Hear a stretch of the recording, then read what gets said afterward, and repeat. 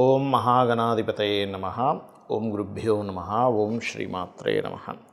అరుణాం కరుణాతరంగితాక్షీం ధృతపాశాంకుశపుష్పబాణచాపాం అనిమాదిభిరావృతాం మయూకైః అహమిత్యేవ విభావయే భవానీం. శ్రీమాత్రే నమః. ప్రేక్షకులకి ఆ లలితాంబిక అమ్మవారి యొక్క అనుగ్రహం పరిపూర్ణంగా కలగాలని మనస్ఫూర్తిగా కోరుకుంటూ మనం ఈరోజు చెప్పుకోబోయే టాపిక్ ఏంటంటే, శుక్రుడు తన ఓన్ హౌస్ న్యాచురల్ సెకండ్ హౌస్లోకి మారుతున్నాడు. అంటే వృషభ రాశిలోకి శుక్రుడు వెళ్తున్నాడు. ఈ శుక్రుడు వృషభంలోకి వెళ్ళడం వల్ల ద్వాదశ లగ్నాల వారికి, ఎందుకంటే శుక్రుడు అక్కడికి వెళ్తున్నాడు అంటే మిగతా గ్రహాల యొక్క కాంబినేషన్లో రిజల్ట్ ఇస్తుంది. మిగతా గ్రహాలు ఎక్కడ ఉన్నాయి మనకి? ఈ జూన్ 28వ తేదీ నుంచి ఆల్మోస్ట్ ఒక 1 మంత్ ఉంటాడు అక్కడ శుక్రుడు. ఎక్కడ ఉంటాయి అంటే క్లియర్లీ వృషభం, మిథునంలో రవి, గురు అండ్ కర్కాటకంలోకి బుధుడు రావడము. అదేవిధంగా చూసుకున్నట్లయితే మీకు ఇక్కడ అంటే ఇప్పుడు ప్రజెంట్ దీంతో కలిసి ఉన్నాడు, మిథునంలోనే ఉన్నాడు బుధుడు, కానీ కర్కాటకంలోకి వెళ్తాడు. దాని తర్వాత కుజుడు, కేతువు సింహంలోని, కుంభంలో రాహు, మీనంలో శని ఉన్నాడు. అయితే శుక్రుడు ఓన్ హౌస్లో ఉన్నప్పుడు ద్వాదశ లగ్నాల వారికి, లగ్నం తెలియదండి అంటే రాశి హ్యాపీగా చూసుకోవచ్చు, అందులో ఎటువంటి ఇబ్బంది లేదు. ఎటువంటి మంచి ఫలితాలు ఉన్నాయి? శుక్రుడు మరి ఓన్ హౌస్లో ఉన్నప్పుడు ఏదైనా కొన్ని రాసులకి, కొన్ని భావాలకి ఇబ్బందికరమైన ఫలితాలు ఇస్తాడా? ఇస్తే ముఖ్యంగా ఎటువంటి జాగ్రత్తలు తీసుకోవాలనేటువంటి విషయాలు మనం తెలుసుకుందాం. మీన లగ్నము, మీన రాశి. మీనం వారికి 3వ స్థానంలో శుక్రుడు అనేటువంటిది, ఇక్కడ 3rd హౌస్ అనేది పరిచయాలుగా చెప్తూ ఉంటారు, లేదా పరాక్రమ స్థానంగా కూడా చెప్తూ ఉంటారు. అయితే శుభగ్రహం ఉన్నప్పుడు ఏమవుతుందంటే సర్వసాధారణంగా మనం ఇప్పుడు ఇంత డేర్ స్టెప్ తీసుకోవడం అవసరమా అని కొంచెం ఆగుతూ ఉంటారు సర్వసాధారణంగా. అయితే ఇక్కడ శుక్రుడు 3లో ఉన్నందుకు కొంతమంది బ్యాంకింగ్ సెక్టార్స్, ఫైనాన్షియల్ రంగాల్లో ఉండేటువంటి వారు, లేదా స్త్రీమూర్తులు, అది స్త్రీకి కానివ్వండి పురుషుడికి కానివ్వండి, పరిచయాలు ఏర్పడతాయి. కొత్త పరిచయాలు వాళ్ళంతటి వాళ్ళే వచ్చి పరిచయాలు చేసుకోవడం కూడా ఇక్కడ మీకు కనబడుతూ ఉంటుంది. కాకపోతే ఈ 6వ స్థానంలో పూర్వజన్మ కర్మస్థానంలో కుజుడు, కేతు ఉండడము, లగ్నాధిపతి దశమాధిపతి అయినటువంటి గురువు వెళ్ళి 4వ స్థానంలో రవితో ఉండడము అనేటువంటిది ఏం చూపిస్తుంది ఇక్కడ అని చెప్పి చూసుకున్నట్లయితే, ఇది ప్రధానంగా ఏదైనా ఒక ప్రాపర్టీ మీద తెలియకుండా అప్పటికప్పుడు తీసేసుకుందామని లోన్ తీసుకొని ఒక్కోసారి శ్రమ పడుతూ ఉంటాం. అయ్యో ఎందుకు తీసుకున్నాను ఈ లోను, అనవసరంగా తీసుకున్నాను ఈ లోను అనేటువంటిది.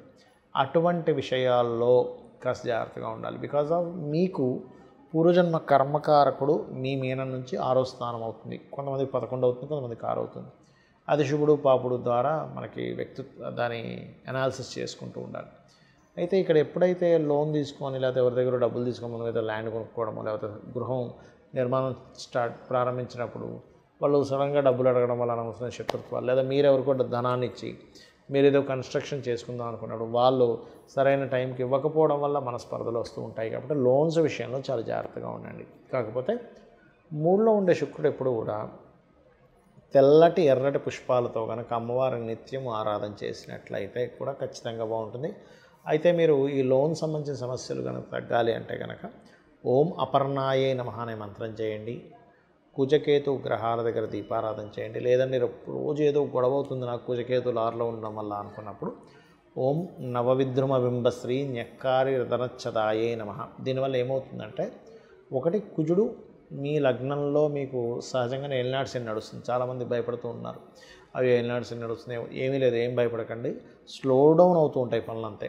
కానీ ఎక్కడా కూడా నేను చాలాసార్లు చాలా వీడియోలో చెప్పాను, సీఎంలు పిఎంలు అయింది కూడా ఈ ఏలినాటి శని, అర్ధాష్టమ శని, అష్టమ శనిలోనే అని. కాబట్టి శ్రమను ఎక్కువగా ఇస్తూ ఉంటాడు. ఎందుకంటే శని లగ్నంలో ఉన్నప్పుడు దాని మీద కుజుడి యొక్క దృష్టి ఉన్నప్పుడు శ్రమ ఎక్కువగా ఉంటుంది. అలాంటప్పుడు ఓం అనాకలిత సాదృశ్య చుబుక శ్రీ విరాజితాయే నమః అనే నామం చేయండి. అన్ని విధాలా మీకు బాగుంటుంది. చాలామంది నన్ను అడుగుతున్న ప్రశ్న ఏమిటంటే, ఏమంటే శుక్రమహర్దశ వస్తే బాగుండాలి కదా.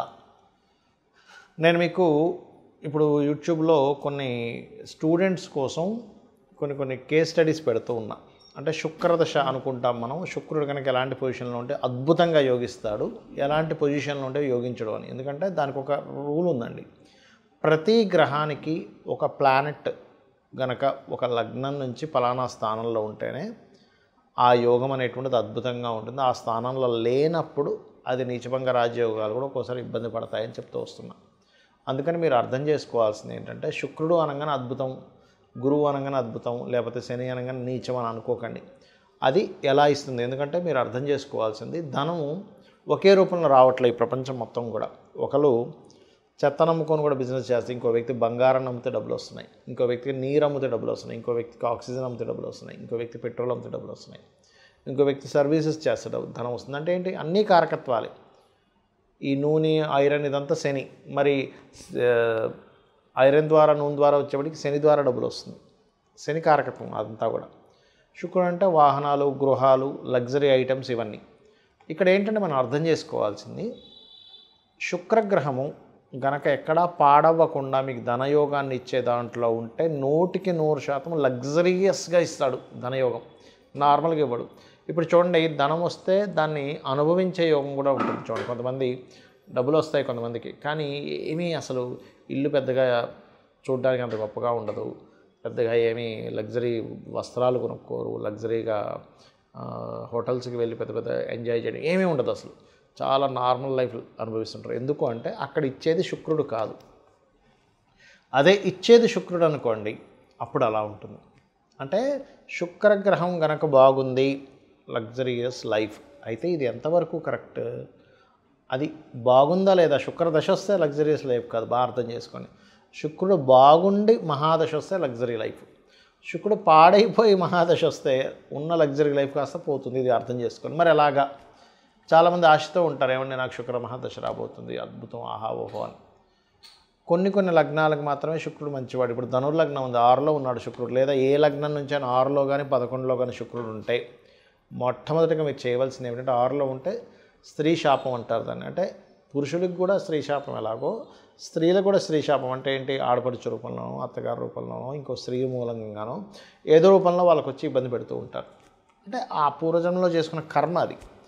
కావున మీరు అర్థం చేసుకోవాల్సిన విషయం ఏంటంటే, శుక్రగ్రహం ఎక్కడుంది? 6, 11లో కాకుండా 12లో ఉంటే చాలా మంచిది, ధనస్థానంలో ఉంటే చాలా మంచిది, 4th హౌస్లో ఉంటే కూడా మంచిదే, పర్లేదు, ఎందుకంటే ఇస్తాడు. కాకపోతే ఇక్కడ ఏంటి? పాపకత్తెరలో ఉందా, శుభకత్తెరలో ఉందా? ఇదంతా నేను మీకు ఎందుకు చెప్తున్నానంటే, శుక్రుడు ధనానికి, లగ్జరీకి, సుఖానికి, భార్యకి, వీటికి కారకుడు. మనం మేజర్ లైఫ్లో మేజర్ రోల్ ప్లే చేస్తున్నాడు. ధనం లేకపోతే విలువ ఉండదు, మన అవసరాలు తీరవు. విలువలు అనేటువంటివి ధనం కంటే ఇంకా ఎక్కువ ఉన్నాయి. పేరు ప్రఖ్యాతలు కానివ్వండి, ఒక మన యొక్క క్యారెక్టర్, ఇవన్నీ ఎక్కువ విలువలు ఇస్తాయి. కానీ సొసైటీలో బాహ్యంగా కనబడే ధన విలువే. అలాగే ఒక లగ్జరీ కారు ఉండాలన్నా, గృహం ఉండాలన్నా శుక్రగ్రహ బలం, చతుర్థాధిపతి బలం కూడా ఉంటుంది. కేవలం ఎప్పుడూ శుక్రుడే కాదు, 4th లార్డ్ పలానా ప్లానెట్ అయి మంచి యోగం కలిగింది, ఆయన కూడా ఇస్తాడు, ఇవ్వడానికి కాదు. కానీ శుక్రుడిచ్చే లగ్జరీ ఈజ్ డిఫరెంట్. కాబట్టి శుక్రగ్రహం యొక్క బలం మీకు పెరగాలి అంటే మీరు చేయవలసింది ఏంటో చెప్తాను. గోవులకి శుక్రవారం నాడు చక్కగా మీరు చపాతీలు, ఒక 3 చపాతీలు తీసుకొని దాన్ని నూనె వేయకుండా కాల్చి దాని మీద తేనె పుష్టించిన ముక్కలుగా గోవులకు పెడుతూ శ్రీమాత్రే నమః అనే మంత్రం చేస్తూ ఉండండి. లేదా ఓం సంపత్కరీ సమారూఢ సింధుర వ్రజ సేవితాయే నమః, లేదా ఓం ధర్మాధ్యక్ష ధనాధ్యక్ష ధనధాన్య వివర్ధినే నమః. ఇది చేయండి. చాలామంది తెలియక ఏకాదశంలో శుక్రుడు మంచిది అనుకుంటాడు. కాదు.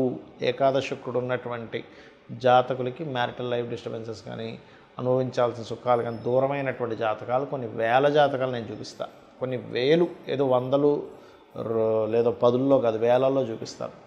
రీసెర్చ్ చేస్తే లక్షల్లో కూడా దొరుకుతాయి మనకి చెప్పాలంటే. ఎందుకంటే ఎక్కడా కూడా శుక్రుడు సుఖానికి కారకుడు కాబట్టి 12లోనే యోగిస్తాడు. మీరు చూసుకోండి, ఎనీ లగ్న 12th హౌస్ వీనస్ పాడవకుండా ఉన్నాడంటే ఆయనే మంచి లగ్జరీ, మంచి సుఖాన్ని ఇస్తాడు. సుఖకారకుడు, ఏ కారకుడు ఎక్కడ ఉంటే ఏమి ఇస్తాడు? 12th హౌస్కి నెగేటింగ్లో ఉంటే ఇవ్వడు. ఇది బాగా అర్థం చేసుకోండి.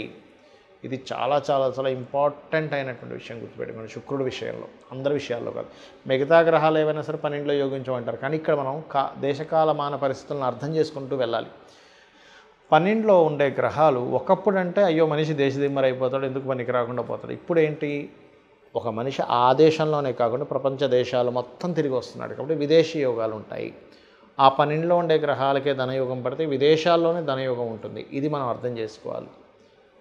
ఇక శుక్రుడి యొక్క స్థితిగతులు బాగోపోయినా మీకు మంచి చక్కటి ఫలితాలు రావంటే అమ్మవారి ఆరాధన మించింది మరొకటి లేదు. మరియు శుక్రగ్రహం దగ్గర దీపారాధనతో పాటు శుక్రుడు ఏ గ్రహాల ద్వారా అయితే కంబస్ట్ అయ్యాడా, అంటే అస్తంగత్వ దోషం రవి ద్వారా అవుతుంది, లేదా కేతువు ద్వారా అవుతుంది, ఒక్కోసారి కేతుతో శుక్రుడు కలిసి ఉన్నా కూడా ధనహీనత యోగాలు, లేకపోతే అమ్మవారి భక్తులైతే అది మళ్ళీ తగ్గుతుంది. కాబట్టి గణపతి ఆలయాలకు వెళ్ళడము, కేతు రవి లేదా ఏ పాపగ్రహాల మధ్య ఉన్నాడో ఆ పాపగ్రహాలకు సంబంధించినటువంటి గ్రహాల దగ్గర దీపారాధన చేయడం చేయండి. అన్ని విధాలా మీకు బాగుంటుంది. శ్రీమాత్రే నమః.